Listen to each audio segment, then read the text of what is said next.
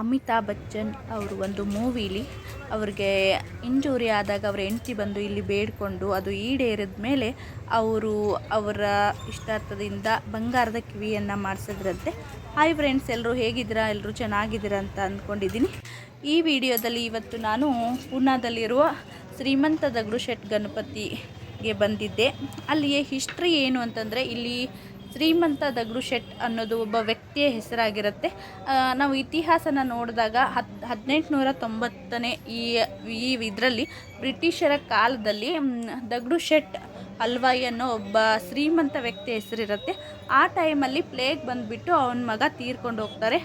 ಆವಾಗ ಅವ್ರ ಗುರುಗಳು ಹೇಳ್ತಾರಂತೆ, ನೀನು ಗಣೇಶ ಇಲ್ಲಾಂದರೆ ದತ್ತನ ಮೂರ್ತಿನ ದತ್ತು ತಗೊಂಡು ನೀನು ಪೂಜೆ ಮಾಡು ಅಂತ.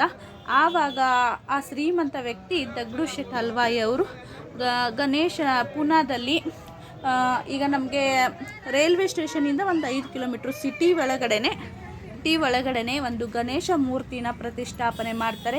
ಆ ನಂತರದಲ್ಲಿ ಅವರು ಸೂರ್ಯ ಗ್ರಹಣ ಬರುತ್ತಲ್ಲ, ಗ್ರಹಣ ಟೈಮಲ್ಲೇ ಈ ಒಂದು ಮೂರ್ತಿನ ಪ್ರತಿಷ್ಠಾಪನೆ ಮಾಡಿ ಪ್ರತಿ ದಿನವೂ ಅದ್ಧೂರಿಯಾಗಿ ಇಲ್ಲಿ ಪೂಜೆ ನಡೆಯುತ್ತೆ.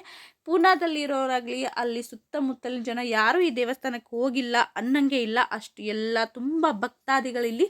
ಆಮೇಲೆ ನೀವು ಏನು ಕೇಳ್ಕೊತೀರಲ್ಲ ಅದು ಈಡೇರುತ್ತೆ. ಹೀಗೆ ನಾನು ಆವಾಗಲೇ ಹೇಳಿದಾಗೆ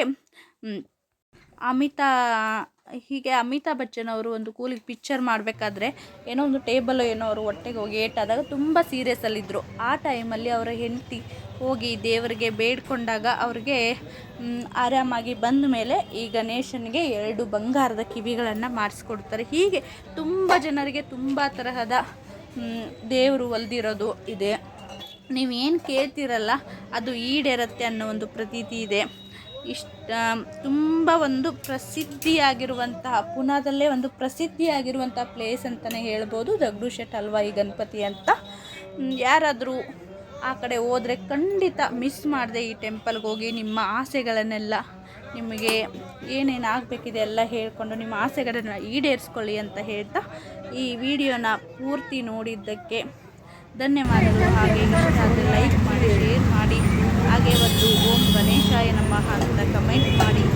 ಪೂರ್ತಿ ವಿಡಿಯೋ ನೋಡಿದ್ದಕ್ಕೆ ಥ್ಯಾಂಕ್ ಯು ಸೋ ಮಚ್. ಈ ದೇವಸ್ಥಾನದಿಂದ ತುಂಬ ಸಾಮಾಜಿಕ ಸಂಸ್ಥಾನಗಳಿವೆ, ಅನಾಥಾಶ್ರಮಗಳು, ವೃದ್ಧಾಶ್ರಮಗಳು, ಹೀಗೆ ಒಂದು ಸಮಾಜ ಸೇವೆಯನ್ನು ಮಾಡುವಂತಹ ಒಂದು ಟೆಂಪಲ್ ಅಂತಲೇ ಹೇಳ್ಬೋದು.